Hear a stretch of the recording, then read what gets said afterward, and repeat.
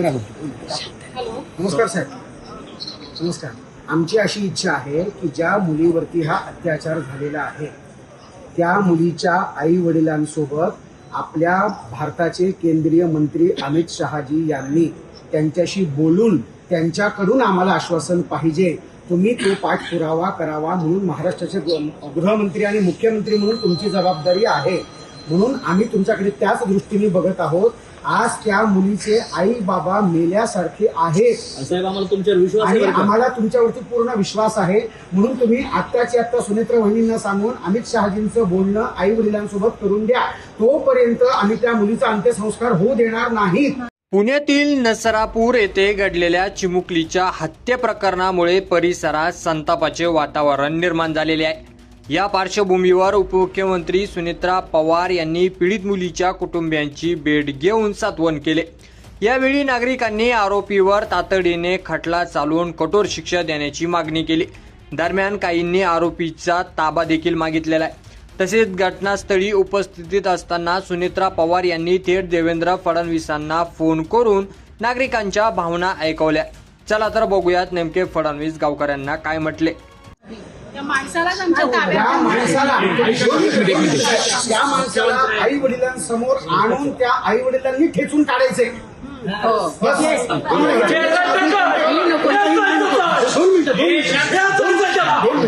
दोन मिनिटं साहेब, आणि 2 मिनिटं मला सांगा. फास्ट ट्रॅक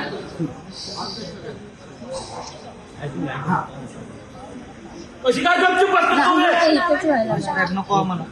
ऐका 2 मिनिटं मला एक सांगा फडणवीस साहेब, फास्ट ट्रॅकची आपली जी काही फास्ट ट्रॅकची केस आहे ती आतापर्यंत आत्ताची आत्ता 2, 4, 8 दिवसात 15 दिवसात कोणाची निकालाला लावली तुम्ही सांगा बरं. कोणाची निकालाला लावली?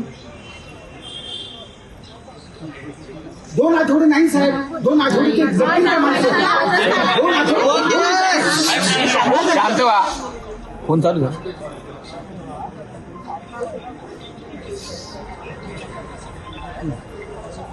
बरं ऐका,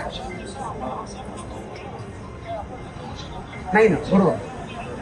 बरं आम्हाला भडकवू बोलायचं नाही, पण मला एक सांगा, जर न्याय व्यवस्थेने जर त्याला 2-4 शिक्षामध्ये जर त्याला बाहेर काढलं जेलच्या आणि तो मस्त मोकाट फिरतोय आणि असे बलात्कार करत फिरतोय, मग न्याय व्यवस्था तेव्हा काय झाली होती? तेव्हा तुम्ही म्हटले का त्यांना कायदा वगैरे हातात घेतला नाही घेतला?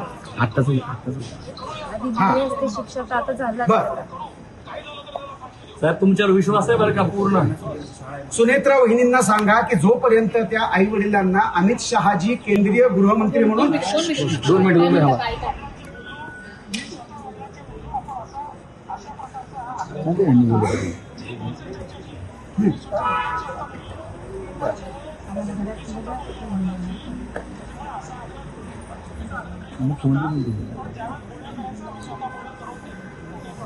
बरं ठीक आहे, तुम्ही मुख्यमंत्री म्हणून ह्याचा पाठपुरावा करावा अशी आमची विनंती आहे. मुख्यमंत्र्यांनी प्रकरणाची गंभीर दखल घेत फास्ट ट्रॅक कोर्टात सुनावणी करून आरोपीला लवकरात लवकर कठोर शिक्षा दिली जाईल असे आश्वासन दिलेले आहे. तसेच पुणे ग्रामीण पोलिसांनी आरोपीला अटक करून न्यायालयात हजर केले असून त्याला 7 मे पर्यंत पोलीस कोठडी सुनावण्यात आलेली आहे. या घटनेमुळे राज्यभरातूून तीव्र प्रतिक्रिया उमटत आहेत. तसेच या नराधमाला कठोरात कठोर शिक्षा व्हावी अशी देखील मागणी गावकऱ्यांनी केलेली आहे.